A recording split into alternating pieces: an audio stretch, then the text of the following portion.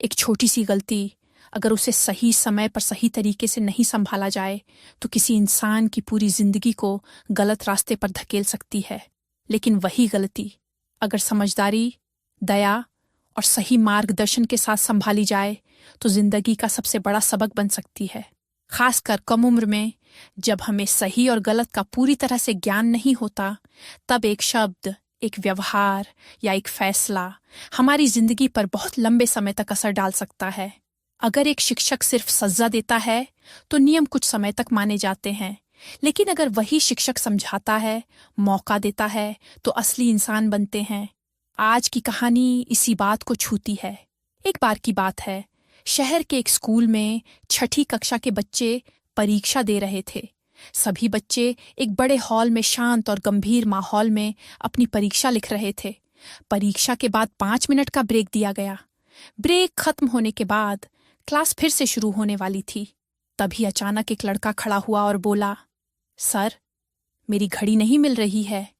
यह बहुत महंगी घड़ी थी। ब्रेक से पहले मेरे पास थी, लेकिन अब गायब है। शिक्षक बहुत अनुभवी थे। उन्होंने तुरंत समझ लिया कि न कोई बाहर गया था, न कोई अंदर आया था।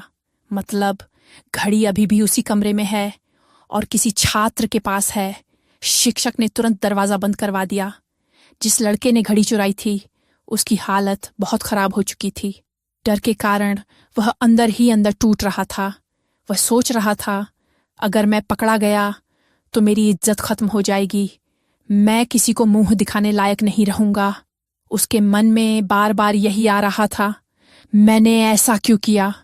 तभी शिक्षक ने कुछ ऐसा किया जिसकी किसी ने कल्पना भी नहीं की थी। उन्होंने सभी छात्रों से कहा कि अपनी आंखें बंद कर लें और उन्हें रूमाल या कपड़े से ढक लें। इसके बाद शिक्षक एक एक करके सभी की जेबें चेक करने लगे। जांच करते करते उन्हें वह घड़ी मिल गई। लेकिन हैरानी की बात यह थी कि उन्होंने एक शब्द भी नहीं कहा। उन्होंने चुपचाप घड़ी निकाली और उसे उसी छात्र के बैग में रख दिया जिसकी घड़ी खोई थी। फिर उन्होंने सभी से कहा कि अब अपनी आंखें खोल लें। जिस लड़के ने घड़ी चुराई थी वह पूरी तरह से हैरान था।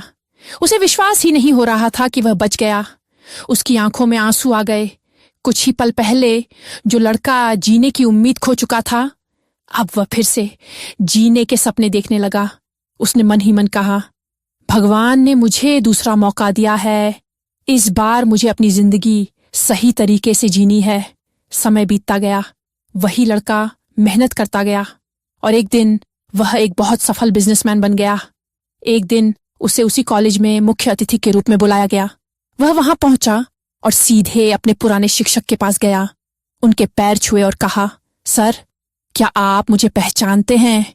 मैं वही छात्र हूं जिसने 10 साल पहले आपकी क्लास में घड़ी चुराई थी।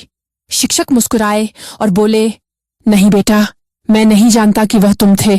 लड़का हैरान होकर बोला, लेकिन सर, आपने अपने हाथों से मेरी जेब से घड़ी निकाली थी।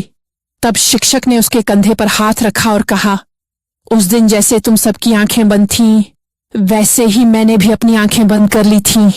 मैं घड़ी तो वापस पाना चाहता था, लेकिन मैं यह नहीं देखना चाहता था कि चोर कौन है। मैं किसी छात्र के लिए अपने दिल में नफरत नहीं रखना चाहता था। मैं गलती को मिटाना चाहता था, इंसान को नहीं। यह सुनकर वह छात्र रो पड़ा। सच तो ये है कि हम अपनी रोजमर्रा की जिंदगी में हमेशा दूसरों की गलतियां ढूंढते रहते हैं, माता पिता, भाई बहन, दोस्त या पड़ोसी। लेकिन अगर हम थोड़ा माफ करना सीख जाएं, अगर हम लोगों की गलतियों के बजाय उनकी अच्छाइयों पर ध्यान दें, तो यह दुनिया और भी खूबसूरत बन सकती